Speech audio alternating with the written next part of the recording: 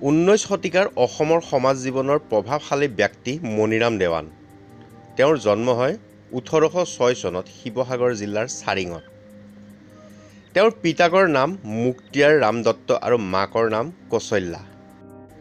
1828 চনত উজনি অসমৰ পলিটিকেল এজেণ্ট কেপ্টেইন নিউভিলে ইংৰাজৰ অধীনত মণিৰামক ৰেভিনিউ চিৰস্তাদাৰ আৰু তহচিলদাৰ বাব দিয়ে।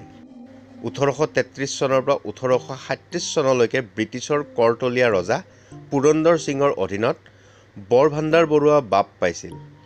পুৰন্দৰ সিঙে ৰাজ্য হেৰুৱাৰ পাছতে মাহে 50 টকাৰ বেতনত এতিয়াৰ শিৱসাগৰ জিলাৰ চেৰেকাপাৰা, কোঁৱৰপুৰ আৰু মেটেকা মৌজাৰ মৌজাদাৰ হয়। 1839 চনত মৌজাদাৰৰ কামত ইস্তিফা দি ব্ৰিটিছৰ আছাম টি কোম্পানীত দেৱান পদ গ্ৰহণ কৰে।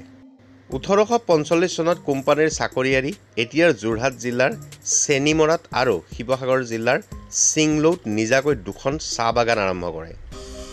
1852 চনত পুৰন্দৰ সিঙৰ পুতেক চাৰিং ৰজা কামেশ্বৰ সিংহৰ মৃত্যু হোৱাত তেখেতৰ নবালক পুত্ৰ কন্দৰ্পেশ্বৰ সিংহ চাৰিং ৰজা হয়। নবালক ৰজাৰ হৈ মণিৰামে সেই সময়ত চাৰিং ৰাজ্য পৰিচালনা কৰিছিল। 1857 চনৰ শেষৰ ফালে মণিৰাম দেৱানে চাৰিং ৰজা কন্দৰ্পেশ্বৰ সিংহক সমগ্ৰ উজনি অসমৰ ৰজা পাতিবলৈ ব্ৰিটিছক অনুৰোধ কৰাৰ উদ্দেশ্যে তেতিয়াৰ ব্ৰিটিছ ভাৰতৰ ৰাজধানী কলিকতালৈ যায়। সেই সময়তে ভাৰতত চলি থকা চিপাহী বিদ্ৰোহৰ কথা জানিব পাৰি ব্ৰিটিছৰ বিৰুদ্ধে বিদ্ৰোহ আৰম্ভ কৰিবলৈ সাজু হ'বৰ বাবে কলিকতাৰ পৰাই কন্দৰ্পেশ্বৰ সিংহলৈ এখন পত্ৰ প্ৰেৰণ কৰে। সেই পত্ৰখন ব্ৰিটিছৰ আৰক্ষী বিষয়া হৰনাথ দাৰোগাৰ হাতত পৰে। হৰনাথে সেইখন শিৱসাগৰ জিলাৰ জিলাধিপতি হল উদক দিয়ে।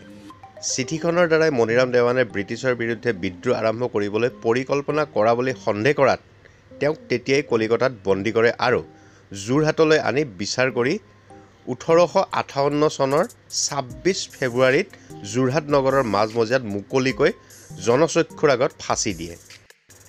মণিৰাম দেৱানে ফাৰ্চী বাংলা মিশ্ৰিত অসমীয়া ভাষাত বুৰঞ্জী বিবেক ৰত্ন নামৰ এখন পুথি ৰচনা কৰিছিল। কলিকতাৰ সমাচাৰ দৰ্পণত প্ৰবন্ধ পাতি লিখিছিল। সাধাৰণ মানুহে তেখেতক কলিতা ৰজা নাম দিছিল। ধন্যবাদ। বিপুল মজুমদাৰ, গুৱাহাটী।